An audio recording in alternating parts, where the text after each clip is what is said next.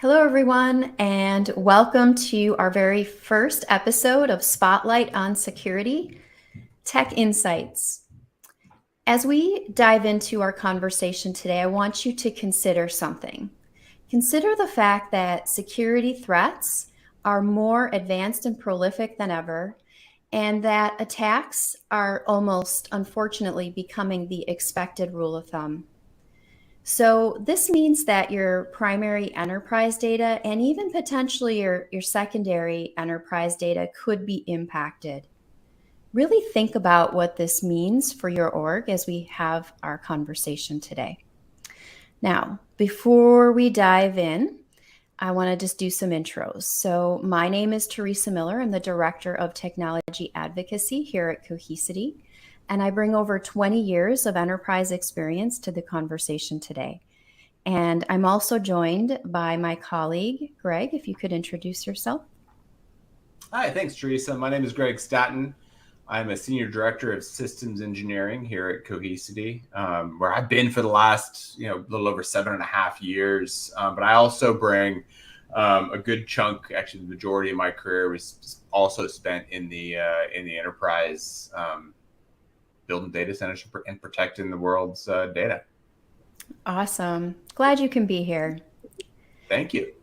So, in terms of our topic today, you and I are going to dive into data isolation, why it matters, and talk a little bit about our Cohesity Fort Knox solution and where it may be able to help people listening in. So, before we can get to that end state, we really need to understand what data isolation means and what it isn't. Could you take a pass at that, Greg? Yeah, absolutely. And it's kind of it's a fun term to talk to our customers about because it tends to mean different things to different people. And I almost feel like at times that term or the definition of it gets weaponized by vendors to overcomplicate things. At the end of the day, my definition of data isolation is the ability to physically and logically separate a copy of data from where it originated from. It's a very overly simplified definition of terms, but it's also not defining necessarily a technology, a pathway, or a method in doing so. But there's important nuance within that. It's again that physical separation. So to take it outside of a building, or outside of a state or outside of a natural disaster area, as well as a logical separation. In today's connected world, a network cable is connected everywhere. You want to make sure that logical segmentation happens for a whole bunch of reasons. You want to be able to physically move it, to keep it outside of natural disaster areas, but also logically so because of today's advanced persistent threats and in advancements that our cyber criminals have been plaguing the enterprise with. You don't want the copy of that data susceptible to anything that's going on the network where it originated from. Theresa, does that definition does it resonate with you? Does it kind of make sense? Yeah, it does, very much so. In fact, I think when you defined it, it was pretty simplistic, which when I really step back and think about some of the conversations that I've had with enterprises, I think sometimes they overcomplicate this. Why do you think that happens? I think it gets overcomplicated, because people want to be able to drive certain agendas. They want to be able to dictate technology stacks. They want to be able to dictate mediums, and really, first and foremost, everybost goal should be in protecting that organization's data. So, in order to kind of do this in the most cost effective and simplistic means, you want to make it overly simplified, with very loose rules that serve a purpose. So why should we care about data isolation though? We sat and defined it. We talked about what we kind of agree, Theresa. It is from a very simplistic perspective, but it is a hot button issue for a lot of folks. So I guess why? Yeah. So when I think back to what organizations were doing even like 10 years ago, the reasons for data isolation were more actually disaster recovery focused, business continuity focused, meaning that you were thinking about disasters that were probably more physical in nature, like a tornado or a fire or a hurricane, right? Weather related incidents were pretty common, but data isolation today goes a step further, and it revolves around security. And going back to what we introed, right? It's that security landscape has changed so much that it's really not a matter of if something will happen, it's when. And it can impact any of your data if it's not configured in a way that there's some form of an air gap. And true air gapping is really challenging to achieve, which I think we'll dive into up and coming. But that's one thing. And then the other layer I really want to call out when we talk about security revolves around email. So did some research on this because these stats change all the time. So this year, roughly 65% of cyber attackers have leveraged spear phishing emails as their primary attack. So that's a pretty high percentage. When we think about protecting our data, I think email security has to be on the list as well. But that all being said, so I mean, we care about data isolation for many reasons. Greg, do you have any more to add to that? Yeah, no, I think that it's really interesting kind of shift in paradigm and kind of understanding over these last kind of handful of years to decade or so. It went from protecting data from natural disasters to that, in addition to these other threats, and these threats are constantly changing.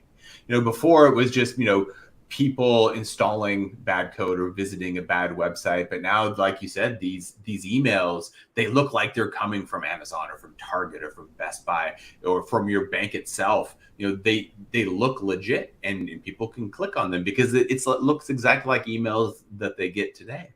Or there's the social engineering aspect of it. I mean, the emails kind of go into that bucket of the social engineering as well, because you're trying to trick the user into performing an action that they wouldn't otherwise take. The amount of scam phone calls I get on a daily basis, I'm sure you do as well, where you get people trying to prey on individuals that have access to vast quantities of data. And so the importance of data isolation, or getting a copy of that data outside, not only for those natural disasters, but for also those insider threats. So it's the exterior threat as well as the insider threat prevention insurance policy at the end of the day. So if I were to summarize why we care, it really revolves around the fact that enterprise data threats are coming from everywhere now. It's not just external to the organization in terms of weather. So we've got a lot to keep our eyes on. So when I think about how we've protected that data, right? We have backup, archive. Some people and some organizations still use tape. Why are those methods not enough anymore? And those methods are great. They check half the box. And one thing that's been really interesting over the last handful of years that I've been here at Cohesity and having the conversations with customers, it always started off at how quickly can you back up my data? How small can you make my data? And how cheap can you be to back it up? And it wasn't but a handful of years ago when we started to see a lot more of a security focus in our conversations around data protection, data management, and data resiliency. And so the security teams were meeting with us more and more. And it started to become less and less about, how quickly I could protect something and how small I could make it once it landed. But they were asking the right questions finally. They were starting to ask, well, what does it take to recover? How quickly can I bring this back up? And that's where you get customers, asking the right questions, because it's not about that's half the story is kind of backing up and ingesting. Now, if you start to look at a prototypical enterprise company, let's say that their ticket's up and they get hit by some sort of malware in their environment, it's brought down their most critical applications. How long can that business stay offline? If you're sending data off as your isolated copy on tape offsite to a remote storage facility, which is still a valid means of doing that, what does the recovery look like? Can I go back to our CEO and say, look, it's going to be a month and a half before we're able to bring everybody back into the office? You're going to basically be shutting down the doors of the company. So when you're talking about tape, while it is a valid means for long-term retention, long-term archive storage, it's a valid archival medium.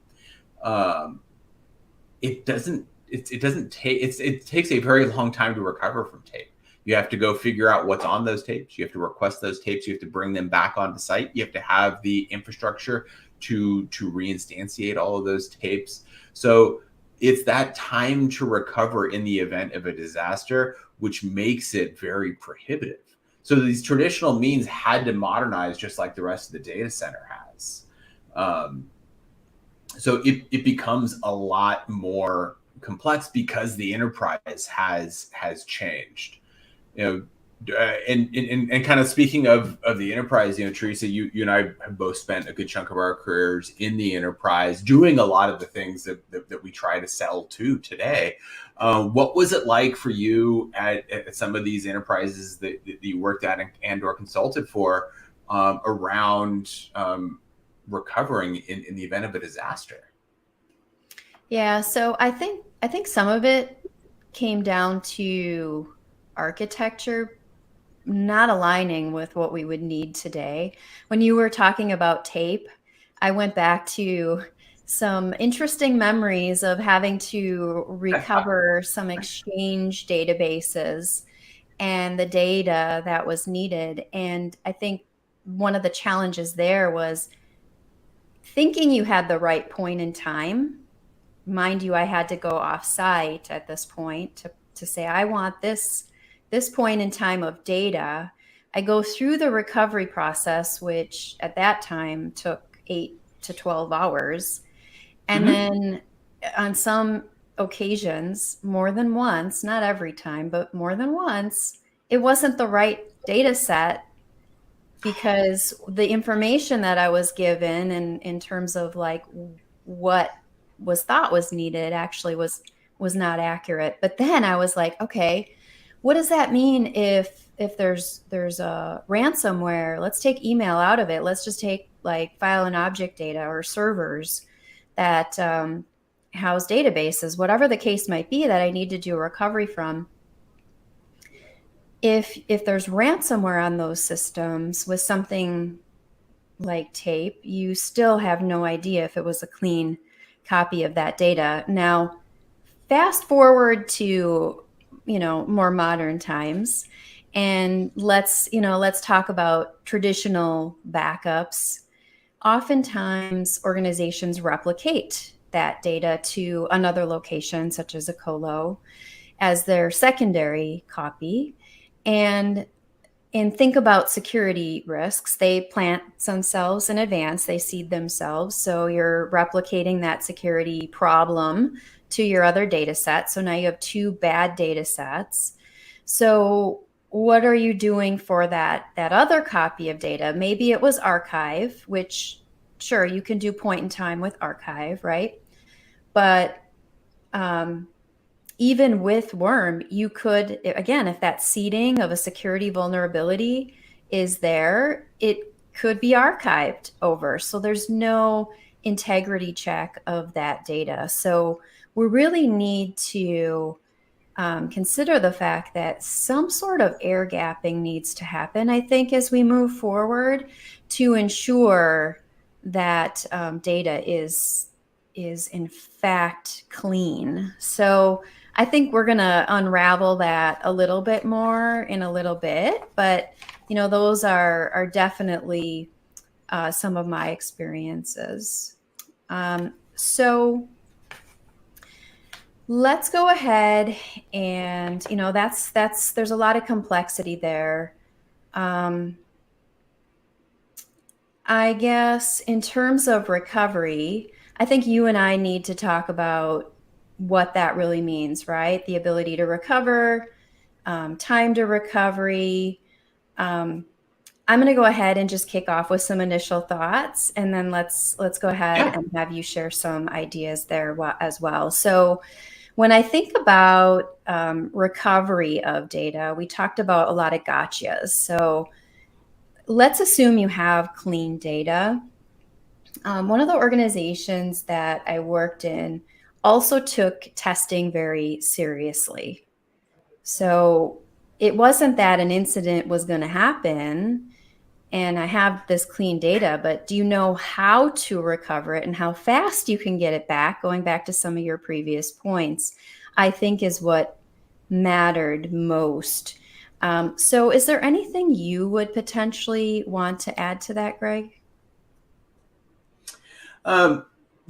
Yeah, I think a lot of it, when it was, when an enterprise is looking about what it takes to recover, a lot of it was just kind of having, written procedures. And so one of my first jobs in IT, I worked a graveyard shift as a data center tape operator. I was doing tape mount requests for Legato Networker, backup exec and net backup back in the day. And we had these, we had run books. And so it was, they didn't want me to think. They just said, hey, Greg, at 01:15, you're going to turn to this page, go through that. And we were literally checking boxes that we kind of went through this procedure. And when a recovery request came in from the help desk, it was like, all right, now pull out this other manual and kind of go through and do that. And, auditors, back in the day would come in and say, hey, do you have procedures to be able to do these recoveries? And we'd say, oh, yeah, we have a book here. We'd hand them the book. They'd look at the book and say, yeah, of course, it makes sense. There was kind of a very distinctive point in time when that changed, at least for the enterprise that I worked with at the time. We had a major data center in Houston, Texas. And it was for one of the core business units of the company. There was a massive hurricane came through. And I remember seeing pictures that they had emailed around at the data center. And there were massive printers floating in the data center floor. The data center had literally flooded. And so it was now an oh crap moment. We have to take those procedures that we kept saying, yeah, we can totally do it, and actually do it. It took a very long time. We lost a substantial amount of data. And that was kind of when we started kind of going through these business continuity plans. It's like, hey, can we bring this back up? Can you get up and running at a certain point in time? Is that data still good on that tape? And so it used to be checking a box. And we've been going back and forth and dancing around this a lot. But with the new and enhanced threats on security side, it's not just a thought exercise. There's a pretty much any given day there are companies across the globe that are having to go through and exercise this, and the very livelihood of the company itself and the people that work for that are on the line on getting that environment back up and running as quickly as possible. So tape isn't always the answer when it comes to this, but I will tell you one thing. when you're working a graveyard shift as a data center operator, one of the most fun things to play with are the big bulk degaussers, the big electromagnets that we would kind of latch on to large filing cabinets. As we modernize, away from a lot of these legacy things, I hope we don't lose some of the toys. That's awesome. So I think that recovery time, I think, is really the biggest thing, and testing, I think, to kind of summarize what we just talked about, right? All right. So let's talk a little bit about Cohesity. Cohesity Fort Knox specifically. We offer a solution that can add to your recovery layer that ensures you can bring back some clean data. Can you talk about that a little bit?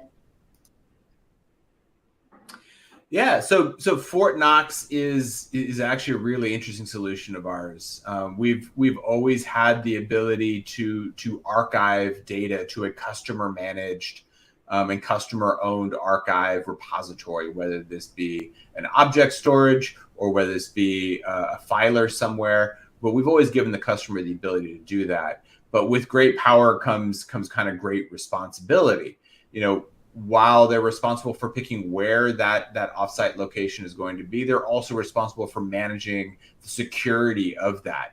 With Fort Knox, what we did is we took the same concepts of being able to archive data offsite from the Cohesity appliances and from the Cohesity software, but we coupled it with a SaaS offering that takes the headache out of managing that infrastructure, as well as the security of that infrastructure. We've taken that burden off of the enterprise and placed that back onto Cohesity. So with Cohesity Fort Knox, it allows you to isolate securely that data to an offsite disconnected environment that has a lot of enhanced security features, such as the Cohesity Insider Threat Prevention System that we call Quorum, along with a constant key rotation for these buckets, to ensure that you have a clean copy of data offsite, disconnected from the data which it originated from. Theresa, you've probably gotten the ability to play with Fort Knox a bit. What have your first impressions of Fort Knox been? Yeah, I think that it's a really great way to have another copy of your data that's air gapped, and we do have an air gapping capability with it that ensures that that copy available to you in the cloud is not only incapable of having vulnerabilities replicated to the cloud in that copy, it does ensure that it's disconnected, right? You have that truly air gap disconnected state. The other thing is the quorum capabilities that you mentioned. You need to have a minimum of 2 approvers to do any restore within Cohesity Fort Knox if you set up quorum approval. And the nice thing about that is actually credentials can be stolen. And that's not out of Cohesity. Like, credential risk is a normal everyday event, unfortunately, just another one of those security incidents. And so if by some chance somebody who shouldn't have those credentials came in and tried to restore something, they can't without another approver jumping in. And again, it's a minimum of 2, so you could have multiples to make sure that you've got the security in place that you like. So it's really interesting to just have the ability to restore with an extra layer of security. So I think Cohesity Fort Knox is a really, really great option for our audience. And it is something that you can just very simply go check out on cohesity.com, Fort Knox. And in any case, I think it's been a really great conversation today, Greg. Thank you for joining. Thank you for having me. Yeah, absolutely. And so that wraps up our very first episode of Spotlight on Security Tech Insights.